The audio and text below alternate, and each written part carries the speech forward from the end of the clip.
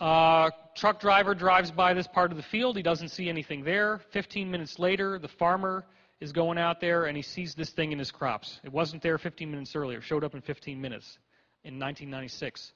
Surveyors were asked how long it would take to do this if you plotted it all out on the ground, and they said minimum 2 to 3 days, and that would be if you really worked all day and all night.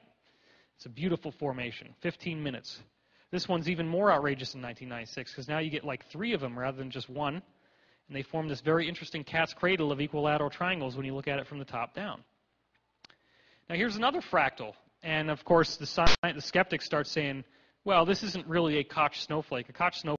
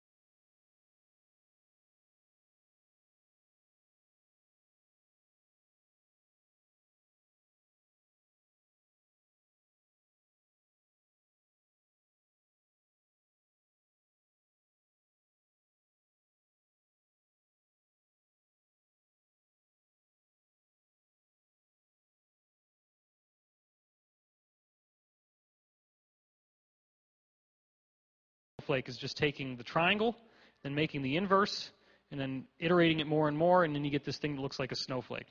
Circle maker says, oh, you don't think it's a Koch snowflake? Well, here, you're really stupid, so we're going to give you another one. We'll put a snowflake in it this time just so you can figure it out. People still don't get it. Now that is obviously caused by an army of hedgehogs running round and round and round. This perfectly rational scientific explanation. A bunch of drunk gentlemen coming back from the pub one night with long boards on their feet and a funny cap with a string, and they're walking round and round, tamping down the crop circle, having the greatest time of their lives, making absolutely geometrically precise formations in record time over one night. I don't think that's what happened. And this is the kind of stuff that they were doing 1,200 years ago, causing Agabard to prohibit the pagans from taking these things out for fertility rituals, all the crops from these circles. This is what they're doing now. It's the same technology. That's my favorite one yet. I've never seen one that makes me happier than that one. Look at the precision. There isn't a single part of this that's geometrically out of alignment. Nobody on the ground could have done that in the one night that it showed up in. It's just too complex. Well, there's a message in there. Genetic changes in evolution. Look at this. This is chromosomes breaking from 1991. When chromosomes break, that means the cell is about to divide. That's what this is showing you. So there's some sort of evolution happening. You look in 1996, you see a very clear illustration of DNA. Do you see the double helix there? Can everybody see that?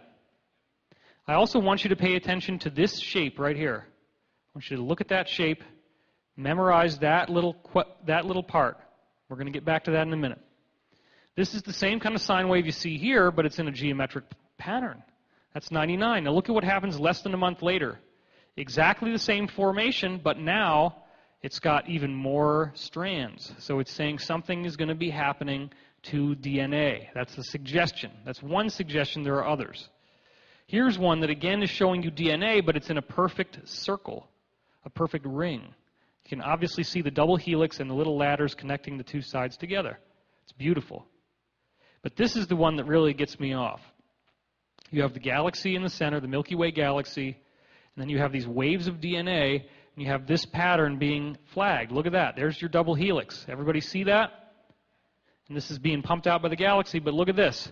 In the Hebrew mystical tradition, that's a special shape called a yod, which refers to divine light coming down into manifestation on the earth. And I don't have it in this particular slideshow, but if you look at the tower card in the tarot, there's all these yods around the tower that's being struck by lightning. That represents divine manifestation.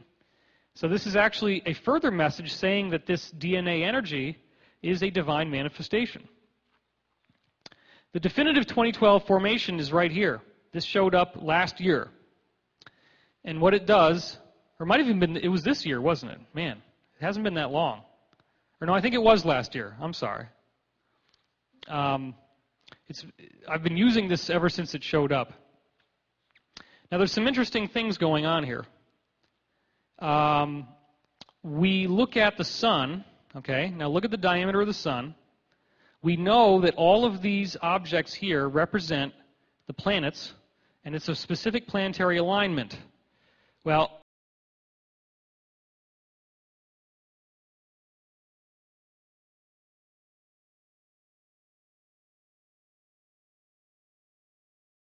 it's actually December 21st. This man made a mistake, but it's close enough with 2 days off. You can't really make much of a difference in terms of any of these positions. But around December 21st, 2012, Red Colley's the guy that did this. Look at this. You see all the positions of the planets are the same as what's in the crop formation. Saturn, Jupiter, Mars, they're all in the same positions. Uranus, Neptune, Pluto. Pluto is not in the same position. Now, it could be that it would have broken the geometric harmony because if it would have had to have been right about here. Now, I've had a little tip from, let's say, a source, and this is a human source. This is somebody here, not any extraterrestrial. And he told me to pay attention to this. He says that also is part of the message. Even though it looks like it's just an irregularity in the ground, why was it built so it's right there? Is there something that we might be encountering in the future that is right there in the solar system? That's what we're being told. That's all I can say on that. But I want you to think about that. Well, look at what happens here. The sun, after a couple days, is now widened to the orbit of Venus. Does this not suggest that something is going to happen to the solar system on guess what day? December 21st, 2012. They gave you the planetary alignment, and they give you what's going to happen. They show you the sun. They show you the sun changing in a very, very, very, very dramatic way. This doesn't mean it's going to kill us. The other things show that it's an energetic change.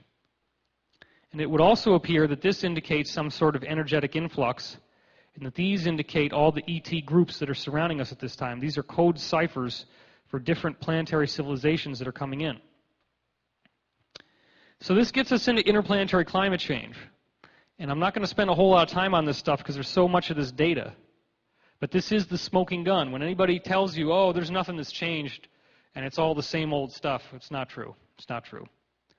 First of all, let's look at the activity of the sun. It's the highest it's ever been in 8,000 years. This is taken from Antarctic and Arctic ice core samples, which have been correlated with tree rings and all the other stuff they use. 11,000 years ago, the fall of Atlantis, look at how high it is. It's almost that high now. It's the highest it's been in 8,000 years. The sun is now giving off storms that used to take 2 or more hours to get here, showers of protons. Last year, well, that's 2005, I'm sorry. In 2005, one of them got here in 15 minutes. That means the energy in the solar system is conducting those particles faster, which means it's charging up. The energy is vibrating faster, the particles move faster. It's very simple. NASA is now warning of a space Katrina in guess what year? 2012. They're saying that the sun could have a massive radiation blast, just like it's possible that the crop circle was showing us here.